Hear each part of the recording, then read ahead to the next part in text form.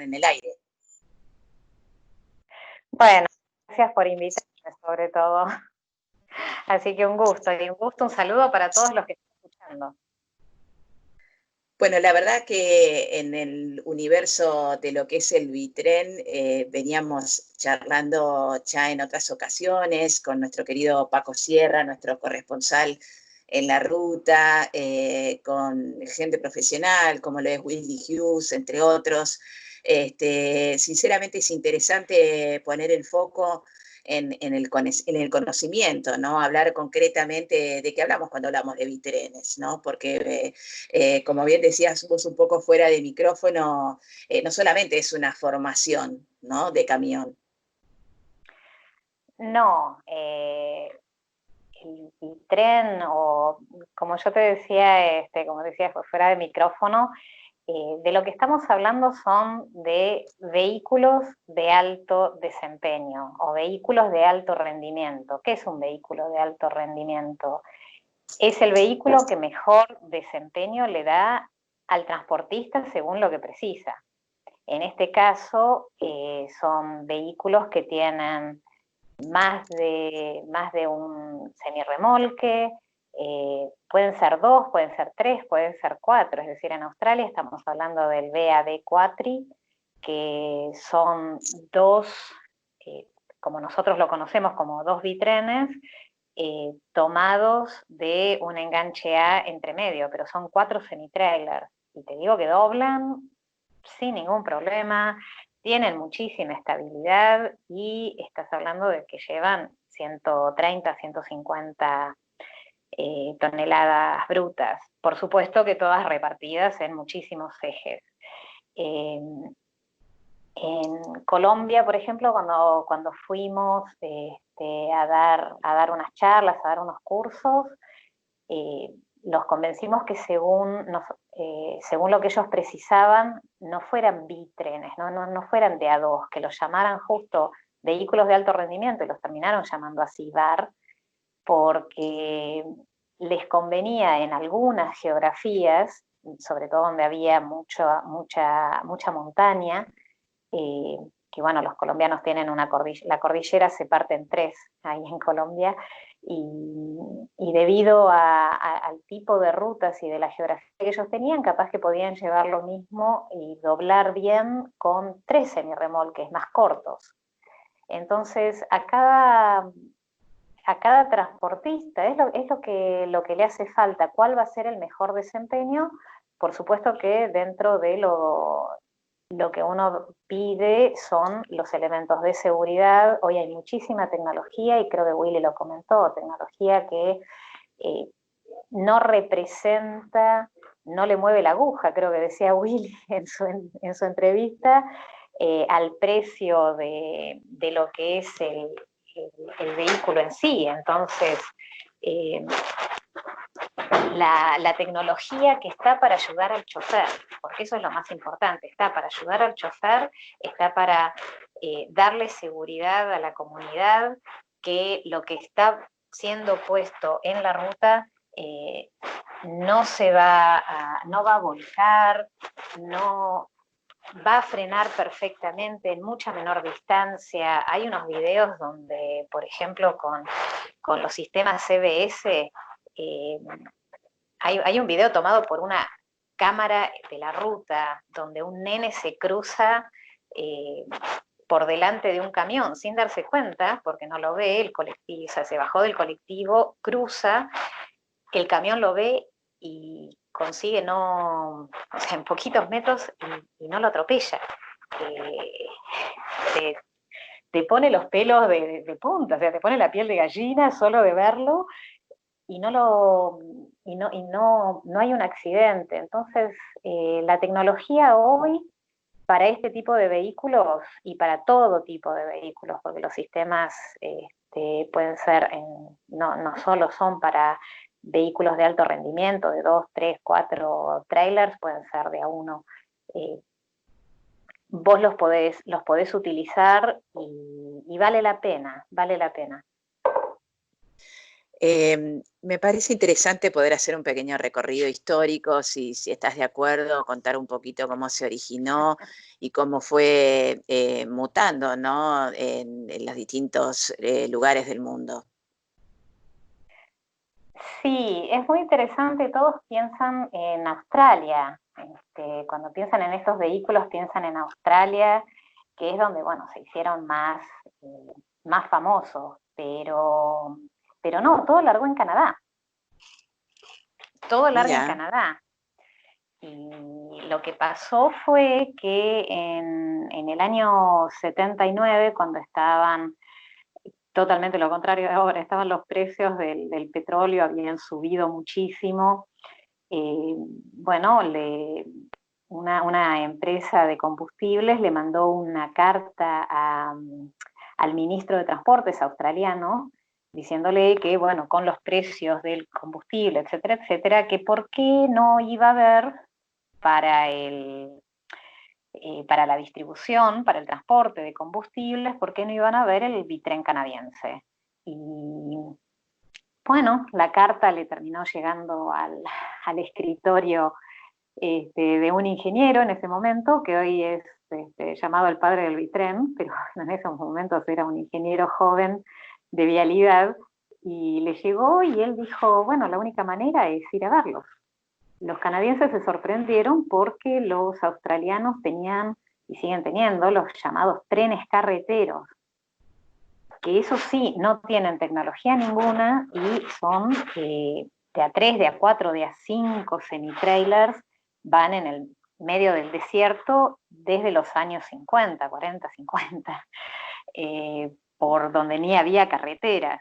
Eh, entonces, los australianos dijeron, ¿usted qué hace acá? Y le dijo, bueno, estamos buscando un transporte intermedio entre el 6 ejes, ellos tienen 6 ejes, así como nosotros tenemos 5, entre el 6 ejes y el tren carretero, algo que pueda entrar en la ciudad, algo que pueda ser un poquito más amigable dentro del tránsito, donde haya más vehículos.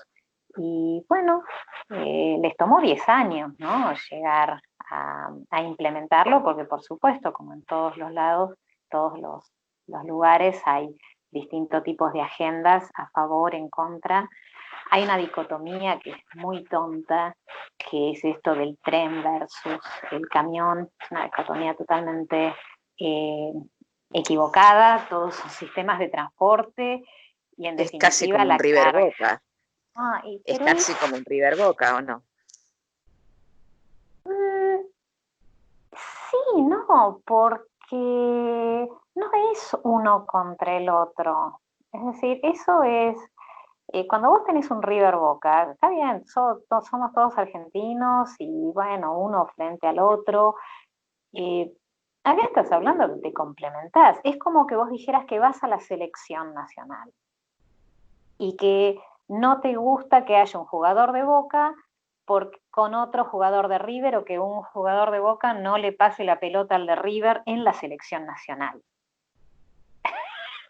Claro.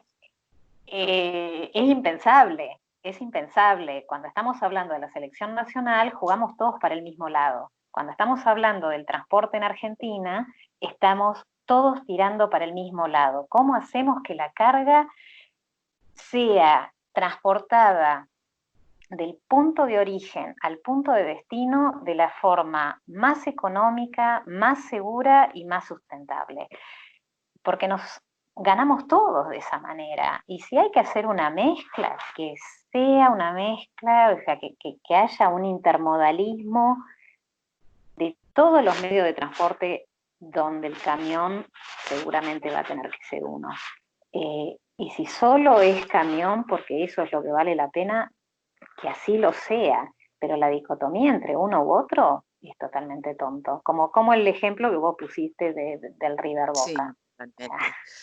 Em, Ale, citabas estos tres ejes importantes y preguntarte cuál de ellos pesó más al momento del móvil para empezar a perenniar lo que fue el proyecto del Bitrem, digamos. ¿A partir de qué inquietud puntual se originó?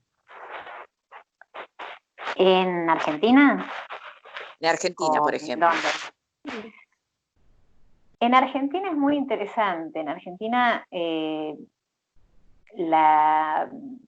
donde empieza ahora lo último, es allá en el año 2006-2007, en San Luis, una empresa y un ingeniero que los había visto en Sudáfrica y dijo, ¿por qué no acá? Y largó a... bueno, quien lo escuchó fue una persona a quien admiro mucho, que es una política que tiene conocimiento, visión y buen corazón.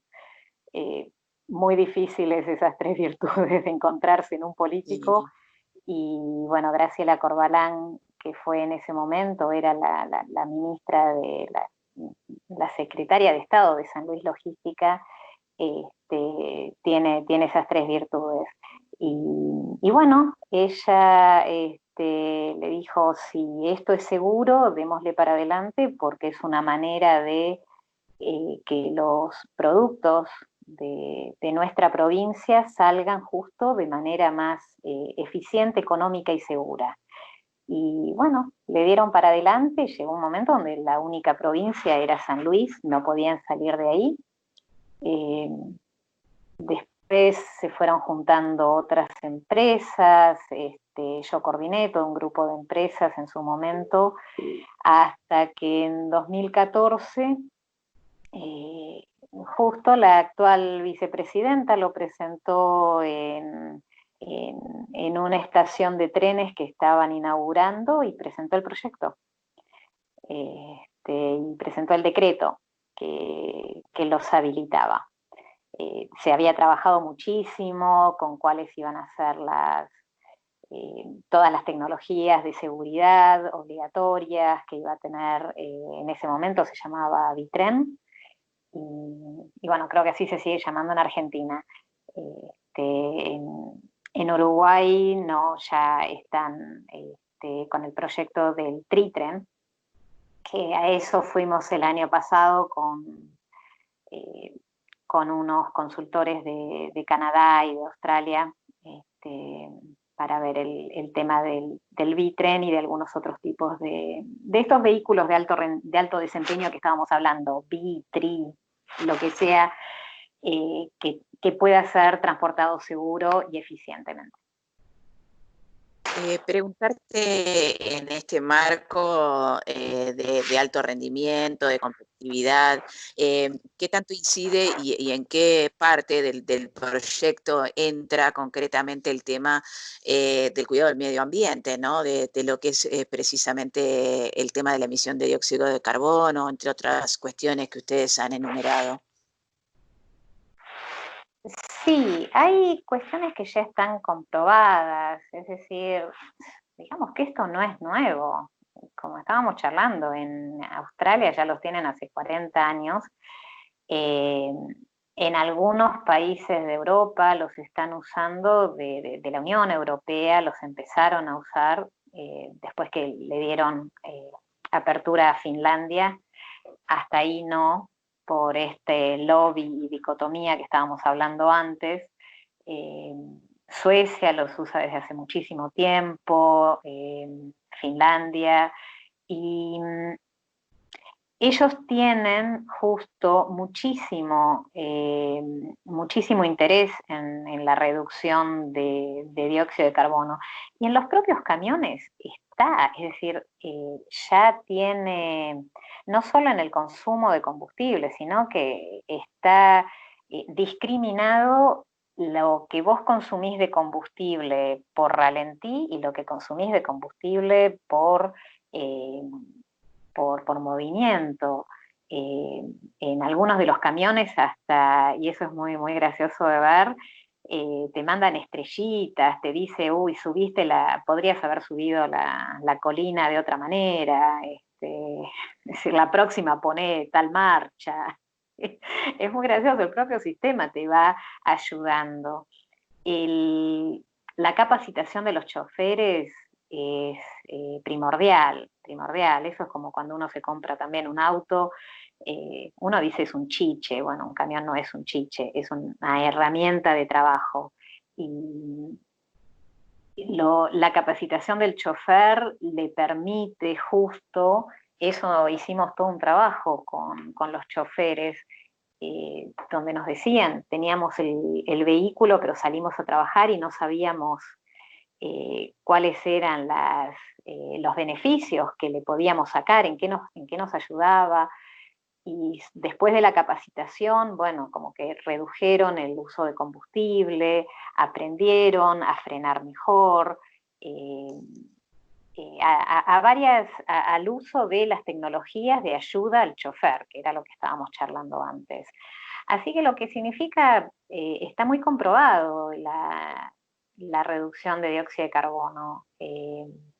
Si no se usa en algunos países, como yo te comentaba, es una cuestión de, bueno, de distintas agendas, de distintos eh, eh, jugadores, eh, que bueno, cada uno está comprometido con otra cosa. Con, para mí tendríamos que estar, como dije antes, todos tirando para el mismo lado, Para a el ver mismo cómo es lado, lo sí. mejor. Hablamos una conferencia internacional donde hablamos, esto está comprobado. Fue en una época donde justo había salido un informe donde se llamaba el grado 1.5 grado, que era que teníamos que bajar de la temperatura del globo. Y, y había sido, de pronto alguien se levantó porque estaban hablando, bueno, de todo lo que era eléctrico, los distintos tipos de batería, hidrógeno, y bueno, estaban hablando de varios temas y uno de los asistentes dijo, bueno, pero ¿qué pasa con estos vehículos donde ya está comprobado que bajan un 20%? Hay una reducción del 20% de las emisiones, ¿por qué no tenerlos en cuenta? Y bueno, no nos supieron, no le supieron contestar en su momento. Pero bueno, creo que está, de nuevo, está comprobado y le sirve muchísimo al transportista. Hay una reducción en el uso de combustible muy, muy grande. Em, Preguntarte en este marco qué es lo que sucede, digamos, con la parte del Estado, por la parte de los organismos, la regulación, digamos, les complica, hay palos en la rueda, es bienvenido, se optimizan, en el marco de esto que comentás, ¿no? Que tiene que ver con ser una herramienta de optimización para el transporte en sí. Bueno, ¿qué pasa del lado de las autoridades? ¿Lo ven de esa manera? Eh, yo creo que sí. Como te comentaba antes, el decreto salió, después las provincias tuvieron que comenzar eh, a adherirse. Creo que también mucho depende de los, los distintos jugadores y en Argentina, bueno, es eh, cómo hacemos la reglamentación y quién pesa más, quién grita más alto. Eh, Cada uno empuja un poco para su quintita. Este, Sí, como así todo. que, y después, viste, uno tiene, yo soy muy de, antes de reglamentar algo, tenés que saber cómo lo vas a controlar. Si no, no lo podés reglamentar. Tener una ley, si vos no sabés cómo la vas a controlar por una cantidad de tiempo, es decir, en un horizonte de tiempo, cómo vas a controlar lo que querés reglamentar y no lo reglamentes. Entonces, eh, por ejemplo, también hay distintas culturas. Nosotros tenemos una cultura de eh, hacer muchísimas leyes, leyes, resoluciones, decretos y todo lo que viene atrás. Y a veces confunde, muchas veces son contradictorias. Esto a los choferes en la ruta los deja, no sabés, tenés que tener un manual con la cantidad de distintas leyes, y no sabés, es como cuál te pones, es decir, qué sombrero te pones según la frontera que vas a cruzar. Esto no solo pasa en Argentina, pasa en muchos lados, tanto así que lo llaman estrés de la frontera.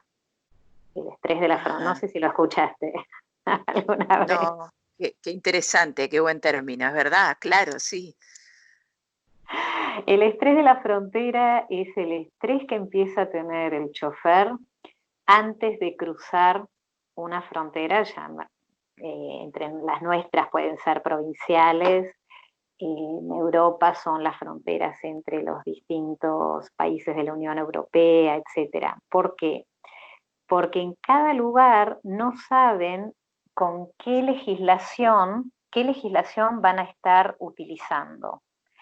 Entonces, vos podés tener, por ejemplo, eh, hablamos de la Unión Europea, que en uno de los países utilizan la SD 2017 y resulta que pasaste y en esa de 2017 la carga tiene que tener 10 cintos mínimo. Pasaste a otro país y usan la del 2013 que tenía que tener 25 cintos. Y Claro. después te pasaste a otro. Entonces el chofer está y llega y dice, y bueno, no sé cuál va a usar. O sea, cruza y antes de cruzar ya está pensando si lo van a parar, si no lo van a parar, Ujú. si lo que lleva está correcto, si no está correcto. Porque en realidad no es su trabajo seguir la legislación, su trabajo es manejar correctamente y tener cuidado con la carga, los ojos en la ruta y, ¿viste? Y No en estos seguir la última momentos, legislación. encima se le suma el estrés y todo lo que trae esta emergencia sanitaria, esta pandemia, que bueno, que por lo menos en Argentina viene complicando en algunos sectores, en algunas rutas, ¿no? Vos sabés que no es solo en Argentina. Yo ahora, junio, en junio escribí con la ayuda de muchísimos choferes a los cuales les pedí, les hice un tipo de entrevista y les pedí que me comentaran cuáles habían sido sus vivencias en estos meses desde que empezó la pandemia. Y, y bueno, con eso terminé escribiendo un artículo. Y, y el artículo sonó tan bien, es un artículo, está en inglés, el artículo lo leyeron en Sudáfrica y me pidieron si lo podían incluir en la revista que sale para los transportistas, y otros actores del transporte, una revista que tiene en Sudáfrica. Yo estaba escribiendo sobre lo que estaba pasando en Latinoamérica, en Colombia, que los llaman los héroes de la ruta, y bueno, han puesto un website para que la gente les deje este, les deje Mensajes, mensajes y es re lindo, pero bueno, eso pasó después que acá no entrás. Y, claro.